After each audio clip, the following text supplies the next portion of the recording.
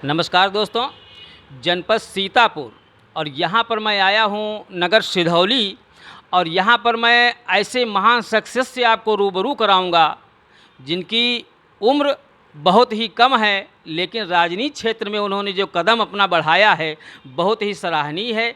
ये हैं जिला पंचायत सदस्य वार्ड संख्या 52 से प्रेमदीप जायसवाल जी है और मैं इनसे आज रूबरू होता हूं और जानता हूं इनसे राजनीति में इनके जो जन सेवा कार्य इन्होंने किया है और उनका जो प्रतिफल दिया है हमारी इस जनता ने और उनके युवा साथियों ने। मैं उनसे जानकारी लेता हूं और बातचीत करता हूं, आप लोग भी वीडियो के माध्यम से सुने। मैं जुड़ता हूं प्रेमदीप जायसवाल जी से। आप हमारे दर्शकों को बताएं, ये जो कामयाबी आपको मिली, जो सहयोग दिया आपके युवा वर्गों ने और बहुत ही हेल्प की है, इसके बारे में आप हमारे दर्शकों को बताएं कि इसके पहले आप किसी राजनीति या किसी उसमें जुड़े हुए थे कि कैसे आपका शुरुआत कैसे हुई राजनीति में? सबसे पहले तो मैं आपको बहुत बहुत धन्यवाद करूंगा आपको और आपकी पूरी टीम को, जिन्होंने अपना टाइम निकाल करके हमारे पास आए हमारा साक्षात्कार लेने के लिए। जैसा कि ये कोरोना काल चल रहा था और कोरोना काल में सभी लोग घरों में कैद थे। उस काल में चुनाव लड़ना किसी युद्ध से कम नहीं था। हमारे साथ युवा टीम लगी थी, उसने अपने प्राणों की चिंता नहीं करी, अपने घर की चिंता नहीं करी। उन्होंने एक समर्पण के भाव से, एक डेडिकेशन के भाव से हमें अपना सहयोग और आशीर्वाद दिया और पूरी तरीके से चुनाव में लग करके सहयोग किया। तो आज जो मैं चुनाव जीता हूँ, हमारे युवा साथियों और हमारे अभिभावकों का आशीर्वाद रहा। और इसके पूर्व में अपना एक सामाजिक संगठन रहा, राष्ट्रीय भगवा युवा संघ, जो आज भी हम लोग निश्चित रूप से काम कर रहे हैं। उसमें नियमित रूप से समाज की सेवा को लेकर के, राष्ट्र की सेवा को लेकर के हम लोग उसमें कार्यरत हैं।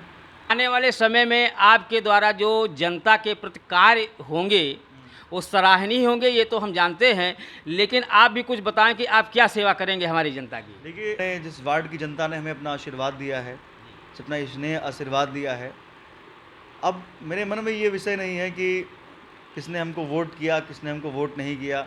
अब जो 40,000 हमारे वार्ड का मतदाता है, वो हमारा भाई है, वो हमारे अभिभावक हैं, वो हमारी माताएं बहनें जो भी हैं, वो हमारे साथ में हैं। और मैं उनके विकास के लिए, उनके क्षेत्र के विकास के लिए, उनकी समस्याओं को समाधान करने के लिए सदैव तत्पर रहूँगा।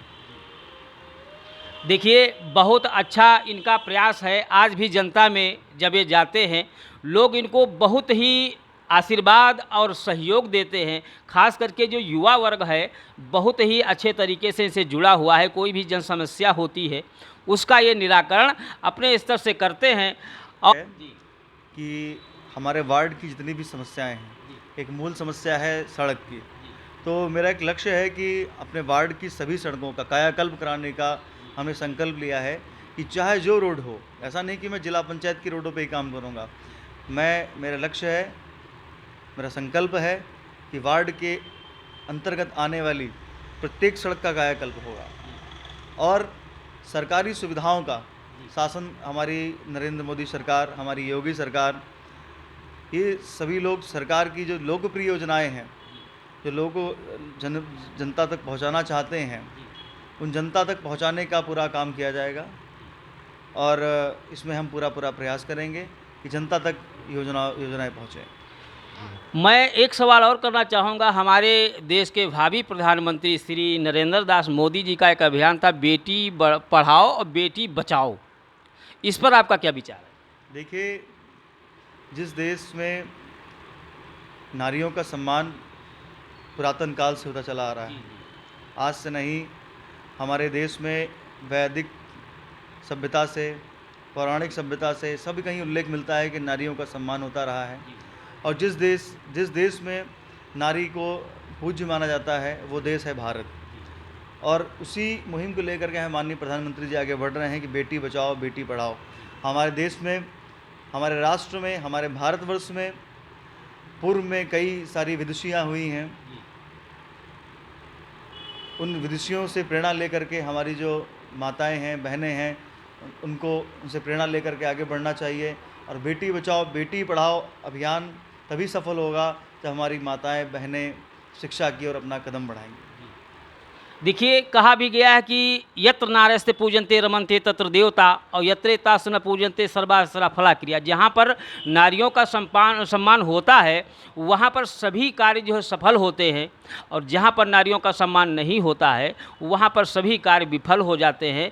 और हमारे जायसवाल जी ने जो बताया कि नारियों का सम्मान और इनकी शिक्षा का बहुत ही विशेष ध्यान दे रही है हमारी देश की जो भाजपा सरकार है, ये काफ़ी बढ़ावा दे रही है। स्वच्छता अभियान पर भी ध्यान दे रही है, गांव-गांव में जो है गांव-गांव में विकास कर रही है, और ये सुलभ शौचालय वगैरह भी बनवा रही है।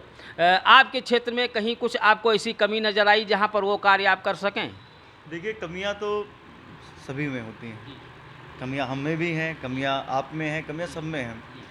अगर उस कमी को सुधारने का संकल्प मन में हो तो कोई कमी रह नहीं जाती है। तो हमारी जनता ने हम पे विश्वास किया है और उन कमियों को सुधारने का हमने संकल्प उठाया है, उन कमियों को दूर किया जाएगा। चलिए, बहुत बहुत धन्यवाद मैं देता हूं जायसवाल जी को, और इतना कीमती समय निकाल करके इन्होंने जो हमको समय दिया है इसके लिए मैं बहुत बहुत धन्यवाद देता हूं।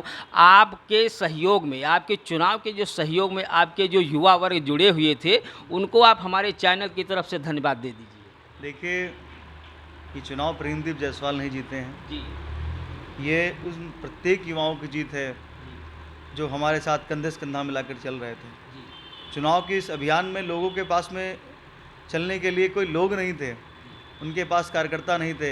हमारे पास में कार्यकर्ताओं की एक बड़ी फौज थी। ये हमारे लिए बहुत बड़ा दुर्भाग्य रहा कि इस चुनाव काल में हमने अपने पिता को खोया।